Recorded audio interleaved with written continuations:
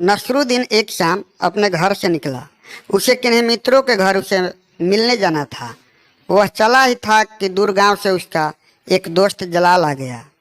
नसरुद्दीन ने कहा, तुम घर में ठहरो, मैं ज़रूरी काम से 2-3 मित्रों को मिलने जा रहा हूँ और लौटकर तुमसे मिलूँगा। अगर तुम थके ना हो तो मेरे साथ तुम भी चल सकते हो। जलाल ने कहा, मेरे कपड़े सब धूल मिट्टी से सन गए हैं। अगर तुम मुझे अपने कपड़े दे दो तो मैं तुम्हारे साथ चलता हूँ। तुम्हारे बगैर यहाँ बैठकर मैं क्या करूँगा? इसी बहाने मैं भी तुम्हारे मित्रों से मिल लूँगा। नसरुद्दीन ने अपने सबसे अच्छे कपड़े जलाल को दे दिए और वे दोनों निकल पड़े। जिस पहले घर वे दोनों पहुँचे वहाँ नसरुद्दीन ने कहा, मैं इनसे आपका परिचय करा दूँ। ये हैं मेरे दोस्त जलाल, और जो कपड़े इन्होंने पहने हैं वे मेरे हैं। जलाल यह सुनकर बहुत हैरान हुआ। इस सच को कहने की कोई भी ज़रूरत न थी।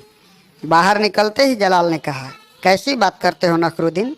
कपड़ों की बात उठाने की क्या ज़रूरत थी? अब देखो, दूसरे घर में कपड़ों की कोई बात मत उठाना। वे दूसरे घर पहुँचे। नसरुद्दीन ने कहा, ये हैं मेरे पुराने मित्र जलाल। रही कपड़ों की बात सो इनके ही हैं, मेरे नहीं हैं। जलाल फिर हैरान हुआ। बाहर निकलकर उसने कहा, तुम्हें हो क्या गया है?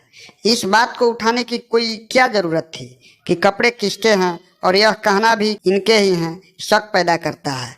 तुम ऐसा क्यों कर रहे हो? नसरुद्दीन ने कहा, मैं मुश्किल में पड़ गया। वह पहली बात मेरे मन में गूंजती रह गई, उसकी प्रतिक्रिया हो गई। सोचा कि गलती हो गई। मैंने कहा कपड़े मेरे हैं, तो मैंने कहा सुधार कर लूँ, कह दूँ कि कपड़े इन्हीं के हैं।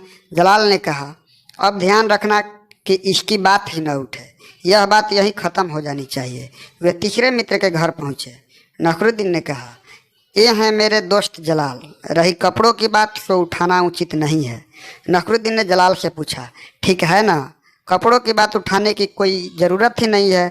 कपड़े किसी के भी हो, हमें क्या लेना देना? मेरे हो या इनके हों, कपड़ों की बात उठाने का कोई मतलब नहीं है। बाहर निकलकर जलाल ने कहा, अब मैं तुम्हारे साथ और नहीं जा सकूँगा। मैं हैरान हूँ, तुम्हें हो क्या रहा है? नसरुद्दीन बोला, मैं अपने ही जाल में फंस गया हूँ। मेरे भीतर जो मैं कर बैठा उसकी प्रतिक्रियाएं हुई चली जा रही हैं। मैंने सोचा कि ये दोनों बातें भूल से हो गई कि मैंने अपना कहा और फिर तुम्हारा कहा, तो मैंने तय किया कि अब मुझे कुछ भी नहीं कहना चाहिए।